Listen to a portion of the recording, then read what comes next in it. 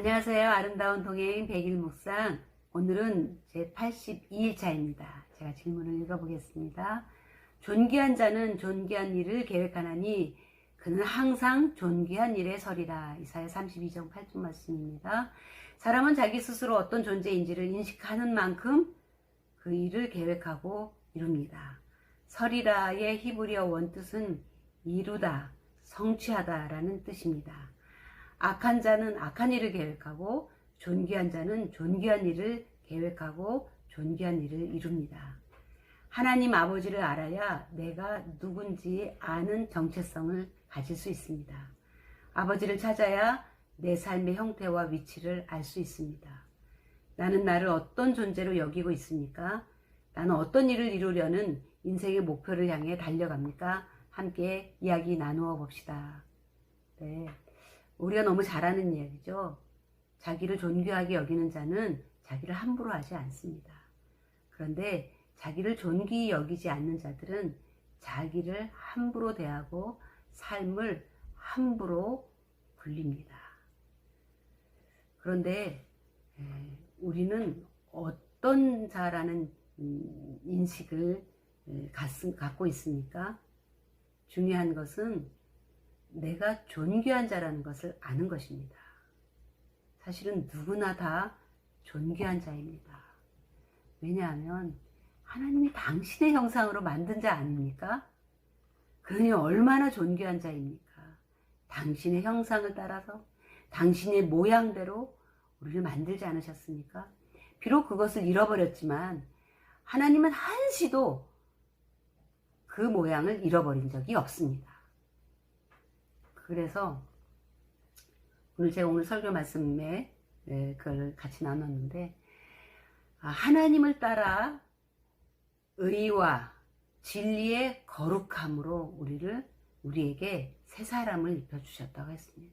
하나님을 따라라는 것은 하나님의 형상을 따라, 하나님의 모양을 따라, 결국은 예수 그리스도를 통해서 하나님이 창세기 1장 26절에 말씀하신 하나님의 형상과 하나님의 모양을 따라 지음받은 그 사람들, 결국 아담과 하와가 그 하나님의 형상을 잃어버렸지만 하나님은 그걸 포기하지 않고 예수 그리스도를 통해서 다시 회복시켜서 새 사람을 만들어 새 창조를 이루어 주신 자입니다.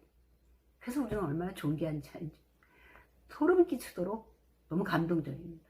하나님은 한시도 이걸 잊지 않고 계셨고, 결국 2000년 전에 예수님을 통해서 이 일을 이루셨고, 2000년이 지난 오늘날 나에게 찾아오셔서 그 놀라운 사건으로 나를 존귀한 자라고, 새 사람이라고 나에게 인쳐주셨고, 나에게 확인해 시켜주신 이 놀라운 것.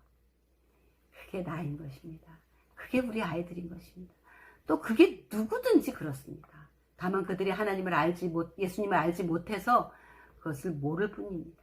누구든지 하나님 앞에 나오는 자, 그리스도 앞에 나오는 자는 이 존귀한 자라는 것을 알게 되는 것입니다. 사람들은 그 하나님을 모르기 때문에, 그 자기를 위해서 예수님이 치르신 그 일을 모르기 때문에 자기가 존귀한 것을 몰라서 자기를 함부로 대하고 삶을 함부로 마감하고 함부로 내팽개치는 그런 일들을 하게 됩니다. 자기가 존귀한 자를 알면 누가 그렇게 하겠습니까? 하나님을 만나고 예수 그리스도를 구주로 영접하고 내가 하나님의 형상으로 회복된 존귀한 자라는 것을 깨달았을 때 우리는 그 존귀한 삶을 살게 되는 거죠. 왜요? 하나님의 형상을 회복해가는, 그리스도를 닮아가는 삶을 살고자 하는 그 열정이 존귀한 자라고 하는 정체성에서 나오기 때문입니다. 그래서 그는 존귀한 것을 계획하게 되고 존귀한 것을 이루기 위해서 존귀한 삶을 사는 거예요. 우리 아이들에게 존귀한 존재인 것을 알려주세요. 그냥 아무런 이유 없이 존귀한 게 아니라 하나님이 나를 존귀한 자로 생각했기 때문에, 그리고 존귀한 자로 우리에게 확인시키기 위해서 십자가에서 하신 일들을 아이들에게 얘기하면서, 너를 위해서 하나님의 아들을 이 땅에 보내셔서 내 대신 십자가를 위해서 그 고통을 치르게 하셨다. 그 사랑으로 네가 구원을 받고 존귀한 자가 되었다라는 그 고백을 아이들에게 해주고, 아이들이 자기 스스로 나는 하나님이 보실 때는 굉장히 존귀한 존재구나. 내가 하나님처럼 나도 나를 봐야 되겠구나. 그래서 하나님 앞에 스스럼 없이 언제든지 나아갈 수 있는 길이 열렸다는 것을 아이들에게 알려주고, 네가 학교에 가서든지 어디 가서든지 하나님과 언제나 교제해라. 하나님은 얼마나 너를 기쁘게 환영하고 받아들이시는지 모른다. 그래서 너를 존귀한 자로 보시는 그 하나님 앞에 너의 존귀한 존재를 언제나 보여드려. 하나님은 얼마나 기뻐하시겠니? 아마 하나님의 입이 여기까지 달리실 거야. 그렇게 말하면서 아이들이 스스로 존귀한 자인 것을 알고 함부로 자기를 대하거나 생각하지 않도록, 또 내가 존귀한 것처럼 다른 아이들도 하나님이 똑같이 사랑하심으로 그 아이도 존귀한 자라고 내가 존중할 줄 아는 그러한 마음을 가질 수 있도록, 그러한 마음을 가진 아이들이 많아진다면 이 사회에 그 왕따라든지 학폭이라든지 이런 거 없어지지 않을까요?